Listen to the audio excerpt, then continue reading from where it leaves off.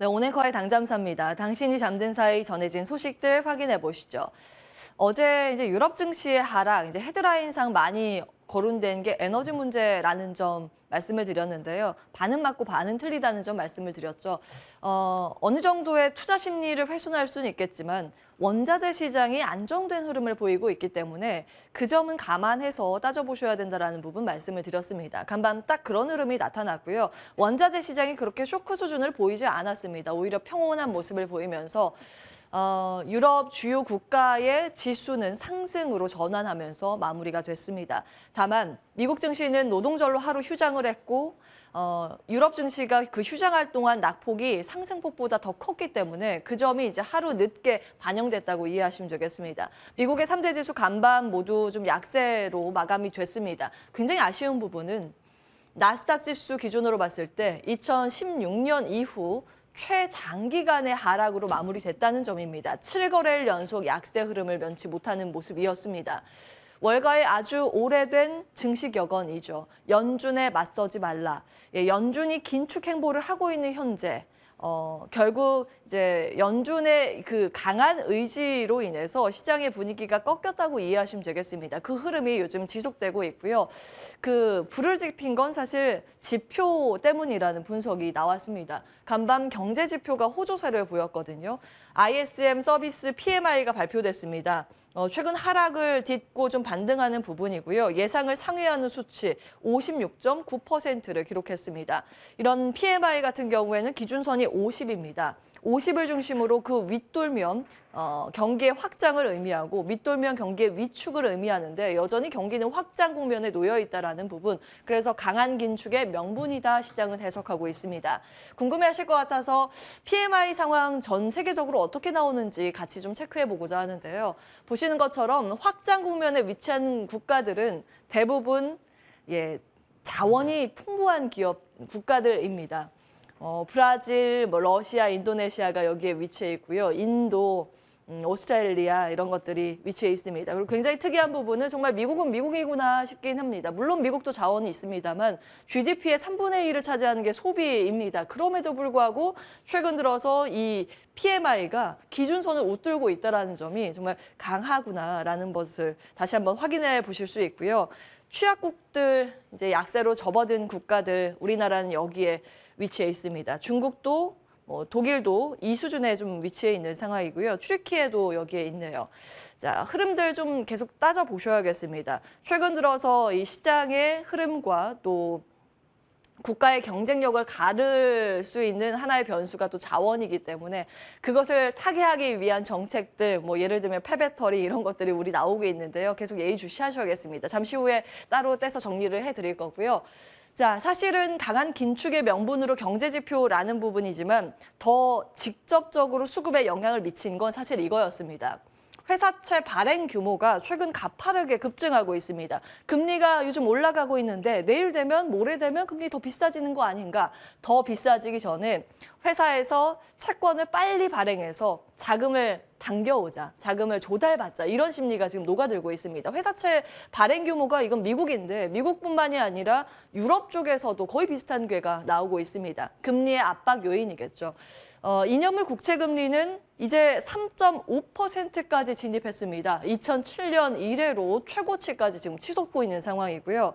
장기물까지 따라붙고 있는 양상, 이날 급등세가 정말 심각한 수준까지 올라왔습니다.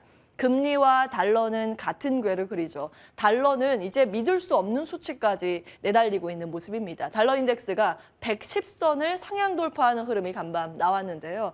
문제는 사실 달러가 연초 대비했을 때 한 20% 정도 폭등하지 않았습니까? 그런데 나스닥 기업의 매출의 60%가 해외 수출에서 나오고 있습니다. 당연히 수출 기업에 좋을 리 만무하겠죠. 그래서 3대 지수 가운데 나스닥 지수가 가장 부진한 이유도 달러가 숨어 있다는 점 체크를 해보셔야겠습니다. 이제 구조적으로 달러의 강세는 이어지고 있는 듯 싶습니다. 어제 말씀드린 화면인데요. 지금 세계는 원화 절하 이슈뿐, 세계는 달러 강세 이슈뿐입니다. 유럽의 상황, 경제가 부진한 것도 상대적으로 달러 강세를 촉발시킬 만한 내용이고요. 중국의 중앙은행이나 일본의 중앙은행은 긴축할 생각이 없습니다. 통화 완화 정책을 하고 있기 때문에 더 가파르게 달러의 강세를 유도하고 있는 현실입니다. 자, 이 안에서 우리는 어떤 것을 보아야 할까? 환율의 급등 상황, 과거에 시스템 리스크 상황이 있었습니다. 그때와 지금 다른 점을 구분해야 된다라는 포인트 말씀을 드렸습니다. 그 이유는 환율의 상승 이유에 따라서 시장 전체를 매도해야 하는가, 아니면 시장 전체는 보수적으로 보되 업종별로는 대응 전략을 다르게 세워야 하느냐, 이게 갈리기 때문입니다. 보겠습니다. 달러당 원화 가격의 환율의 급등. 첫 번째 시스템 리스크 나왔을 때가 기억하실 겁니다. 1997년대 외환위기 당시에 폭등한 모습이었고요. 2008년 글로벌 금융위기 당시에도 이 환율이 이렇게 튀어오르는 모습이었습니다. 지금도 환율이 꽤 많이 튀어오르면서 거의 2008년 금융위기 수준 비슷하게 올라가고 있는 상황인데요. 각도가 다릅니다. 기울기가 그 이전과는 완만한 그 모습을 보이고 있습니다. 구체적으로 어떤 점이 다를까? 어제도 이제 말씀을 드렸는데요. 사실은 이제 외환 보유액 대비 단기 채무 비율이 그때와는 다릅니다. 특히 이때 외환 위기 당시에는 우리가 외환 보유액을 잘 만들어 놓지 못했습니다. 그때 이제 놀라서 정부도 계속해서 이제 보수를 했었던 영향을 받고 있는 지금 현재 구간이고요. CDS 프리미엄 어제 좀 잘못 말씀을 드렸는데 CDS 프리미엄은 여기입니다. 국가가 부도 사태를 갈지 말지 경고등이 켜지는지 말지 여부를 나타내는 건데 아직까지 국가 부도 위기까지는 나타나지 않고 있다는 점, 환율이 이렇게 튀고 있음에도 이 부분은 좀 안정된 흐름을 보이고 있다는 점 주목을 하셔야겠습니다. 아직까지 시스템 리스크에 대한 경고등은 울리지 않고 있습니다. 그렇다면 우리는 무엇에 주목을 해야 하는가? 업종별, 종목별 플레이 장세에 대응하는 정책이 그런 전략이 필요한 현재 구간입니다. 사실은 우리나라만이 그렇지는 않고요. 지금 전 세계 증시에서 종목 플레이가 나오고 있습니다. 간밤 미증시에서 종목 분위기 보시면 히트맵 곳곳에 상승불이 켜져 있다는 것을 확인하실 수 있습니다. 사실 지수보다는 종목들이 더욱더 활발하게 움직이고 있는 미증시인데요. 테슬라 같은 경우에는 어제 말씀을 드렸습니다만 주식 분할 이후에 애플과 테슬라 같은 경우 한 3주 차부터 지수가 상승을 한다라는 부분 말씀을 드렸는데 간밤 테슬라도 1.5%가량의 반등에 성공하는 모습이었습니다. 방어적인 성격의 섹터가 조금 더 오르는 모습이었는데요. 부동산이나 금융, 헬스케어 섹터, 그리고 유틸리티 섹터 등이 좀 강한 모습이었습니다. 기술 섹터 안에서 오르고 내린 쪽이 무엇인가 조금 더 떼서 보고자 하는데요. 보시면 요즘 하드웨어 쪽에 계속 부진합니다. 특히 반도체의 부진이 이날도 지속됐는데 유일하게 상승불 켜고 있는 쪽 신재생 에너지 섹터입니다. 이 안에서 테마를 조금 더 들어가서 정리를 해봤는데 리튬 테마가 요즘 계속 강합니다. 잠시 후에 중국에서도 보겠지만 중국의 리튬 가격이 거의 사상 최고치 수준으로 올라가면서 리튬을 가공하는 업체들이 급등하는 모습이 나타나고 있는데요. 미 증시에서도 리튬 관련 테마주들의 움직임 요즘 눈에 띕니다. 그래서 리튬과 확장된 연결고리로 폐배터리 테마에 대해서 국내 아이디어를 계속 정리해드리고 있죠. 태양광 발전 섹터 강한 모습이었고요. 폐기물 처리 이 안에 폐배터리 테마가 있습니다. 라이사이클 홀딩스라는 기업들 요즘 두각을 나타내고 있습니다. 자, 신고가 특징주 하나 더 보고자 합니다. 미국 내에서 조선기업에서 신고가가 나오고 있습니다. 유로나브라는 기업인데요. 간밤 8.75% 급등을 하면서 신고가를 경신했습니다. 벨기에 국적의 유조선사라고 이해하시면 되겠고요. 그 안에 탱커 기업들 모두 급등 마감을 하면서 거의 신고가 영역으로 맞췄습니다. 이 기업과 함께 이 섹터 분위기가 굉장히 긍정적입니다. 국내에서는 글로벌 탱커의 고객사를 두고 있는 쪽이 대표적으로 현대 미포조선이라는 점 좀 체크를 같이 해보셔야겠습니다.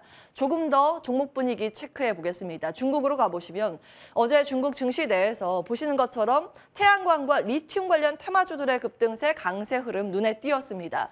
신재생 에너지 주가 반등이 최근 좀 이어지고 있습니다. 있습니다. 사실 우리나라와 비슷하게 중국 안에서는 신재생 에너지 관련주들이 요즘 좀 조정을 받았었거든요. 그 낙폭이 우리나라보다 조금 더 심했습니다.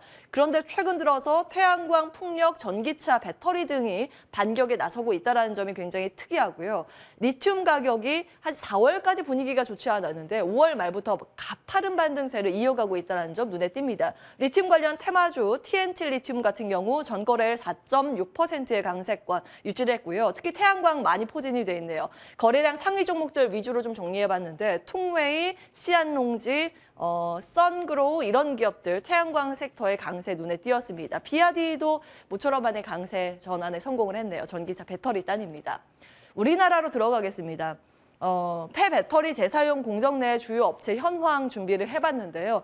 지속적으로 폐배터리 테마들이 급락할 때도 이 산업의 성장성을 주목해야 된다는 점 당잠사를 통해서 전해드리고 있습니다. 오늘은 공정별로 좀 더 체크를 해보고자 이 표를 준비해 왔습니다. 공정별로 봤을 때 수거와 검사 단계가 있습니다. 우리나라는 하나기술과 인선모터스가 여기에 포함이 되고요.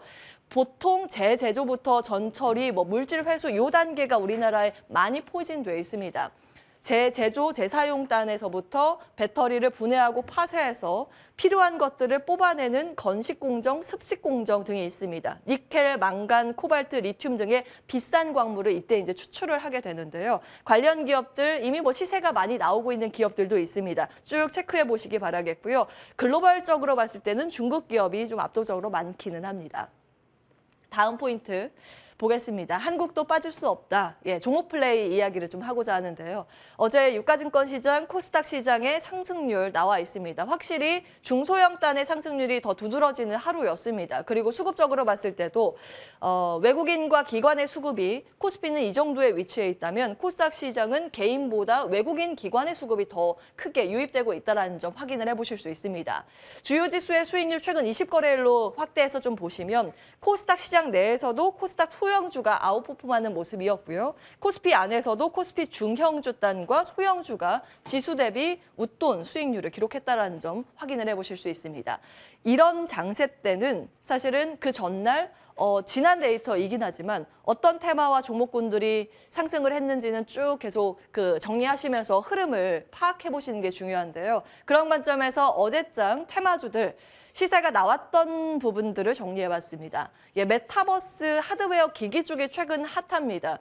사실 우리 출연자들 다냐쌤이나 진만쌤, 돌파매매 등등을 통해서 많이 투자 의견을 받았었던 종목이죠. 뉴프렉스가 최근 시세 분출을 하면서 연일 급등세입니다. 신고가를 갈아치우는 모습이었고요.